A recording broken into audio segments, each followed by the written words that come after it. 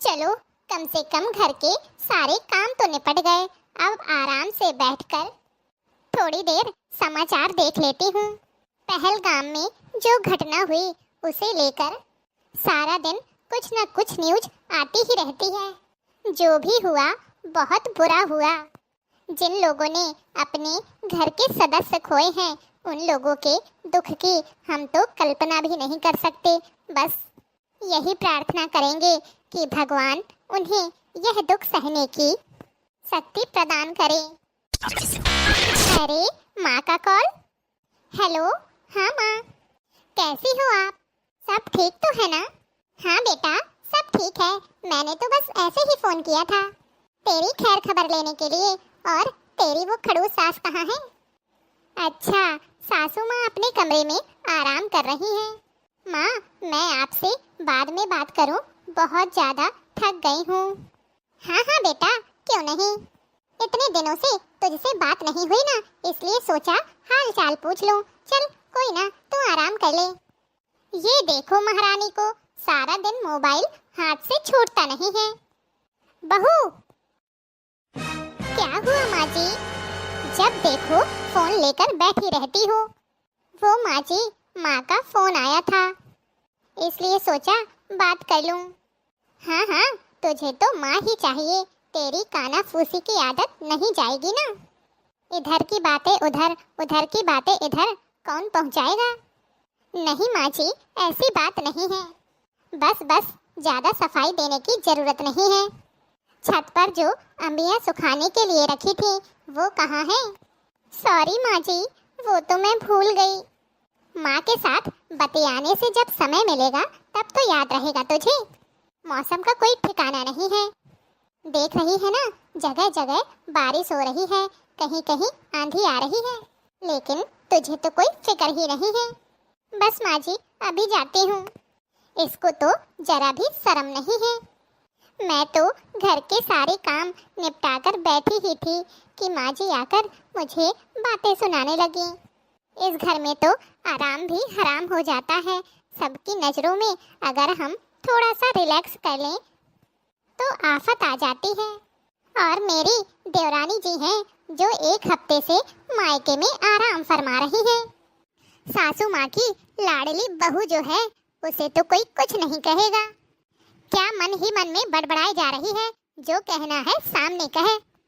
माँ जी आप, मैं तो बस ये सोच रही थी कि देवरानी जी को गए हुए एक हफ्ते हो गए हैं। देवर जी को उनकी याद आती होगी तो आप बुलवा लीजिए फोन करके। हाँ, बात तो सही कह रही हो। अभी नई नई शादी हुई है, ज्यादा दिन दूर रहना ठीक नहीं है। चलो, कम से कम कोई तो समझदारी वाला काम किया तूने। चल अब जा, रात के खाने की तैयारी कर। अच्छा ठीक है। हेलो छोटी बहू। जी माँ जी, चरण स्पर्श। खुश रहो बहू, सदा सौभाग्यवती रहो। अच्छा बहू, मैं ये पूछ रही थी कि मायके से कब आ रही हो? मुझे तुम्हारी बहुत याद आ रही है। अच्छा, ऐसी बात है क्या मम्मी जी? आप चिंता मत करिए, मैं कल सुबह ही आ जाऊंगी। लोकल में शादी होने का यही तो फायदा होता है। बड़ी बहू। जी माँ जी। वो क्या है ना, आज तुम्हारी देवरानी अपने ससुराल वापस आ रही है तो उसका मन पसंदीदा खाना बना लेना। पालक पनीर, भरवा भिंडी, बूंदी का रायता और हाँ, रसगुल्ले बनाना तो भूलना मत। ये सब तो केवल बहू की पसंद का है, बाकी का तुम देख लेना, क्योंकि उसके मायके वाले भी आएंगे ना। माँ जी, आप पहले ही बता देती तो मैं सारी तैयारियां कर लेती। इतनी जल्दी इतना सब कुछ कैसे बनेगा? जल्दी जल्दी हाथ पैर चलाओगी तो सब कुछ बन जाएगा। मुझे तो बस समय से खाना तैयार चाहिए, बाकी तुम जानो। हे भगवान, इतनी गर्मी में इतना सब कुछ अकेले कैसे मैनेज कर पाऊंगी? करना तो पड़ेगा ही। अरे वाह बहू, तुम आ गई। जी मम्मी जी, आपने याद किया और मैं दौड़ी चली आई। बहुत अच्छा किया मेरी प्यारी बहू रानी। जाओ, अब जाकर हाथ मुंह धुल लो और थोड़ा आराम कर लो। आज तुम्हारा फेवरेट खाना बनाया गया है। अरे वाह मम्मी जी। और हाँ बहू, पहले जो रस्म नहीं हो पाई थी, अधूरी रह गई थी, उन्हें भी हम पूरी कर लेंगे। आज मैंने पड़ोस की कुछ औरतों को बुलाया है। सभी लोग तुमसे मिलना चाहती थी, तो मैंने सोचा आज से अच्छा दिन और कब होगा भला। तो तुम एक काम करना, हमने जो भी जेवर चढ़ाए थे और तुम्हारे मायके के जितने भी जेवर हैं वो सारे पहनकर बैठ जाना।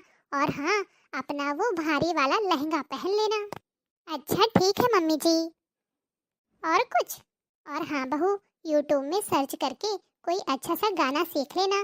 शायद सब लोग कहने लगी कि बहू गाना सुना दो। आज मेरी नाक कटने से बचा लेना। अरे मम्मी जी, आप टेंशन क्यों लेती हैं? मैं ऐसे ऐसे गाने सुनाऊंगी कि सब सुनते रह जाएंगे। उन्होंने पहले कभी सुने भी नहीं होंगे। अरे वाह, मेरी बहू तो बड़ी होशियार निकली। अरे वाह रमा बहन, आपकी तो किस्मत चमक गई। दूध जैसी गोरी चिट्टी बहू मिल गई। नजर न लगा देना मेरी बहू को। नजर लगाने वाले गुण भी तो होने चाहिए बहू में। बहू रानी, अपनी सास के लिए कोई बढ़िया सा गाना सुना दो, हम भी तो देखें कैसे गाने गाती हो। हाँ हाँ आंटी जी, क्यों नहीं। अपनी सासू माँ के लिए तो मैं गाना जरूर गाऊंगी, क्योंकि मेरी सासू माँ है ही इतनी अच्छी। ओ मम्मी तुमसे मिल गई सास, याद तेरी कभी न आती है। ओ मम्मी तुमसे मिल गई सास, याद तेरी कभी न आती है। याद तेरी कभी न आती है, याद तेरी कभी न आती है। ओ मम्मी तुमसे मिल गई सास, याद तेरी कभी न आती है। जब जागूं तब चाय पिलावे, जब जागूं तब चाय पिलावे। सुबह जल्दी मुझे कभी न जगावे, सुबह को जल्दी मुझे कभी न जगावे। ओ मम्मी नमकीन बिस्किट साथ, याद तेरी कभी न आती है। ओ मम्मी नमकीन बिस्किट साथ, याद तेरी कभी न आती है। जब मैं जाऊं पोछा लगाने, जब मैं जाऊं पोछा लगाने। सासुल संग में झाड़ू लगावे, सासुल संग में झाड़ू लगावे। ओ मम्मी संग कपड़े धुलवाए, याद तेरी कभी न आती है। ओ मम्मी संग कपड़े धुलवाए, याद तेरी कभी न आती है। ओ मम्मी तुमसे मिल गई सास, याद तेरी कभी न आती है। जब मैं जाऊं रोटी बनाने, जब मैं जाऊं रोटी बनाने। सासुल संग में सब्जी बनावे, सासुल संग में सब्जी बनावे।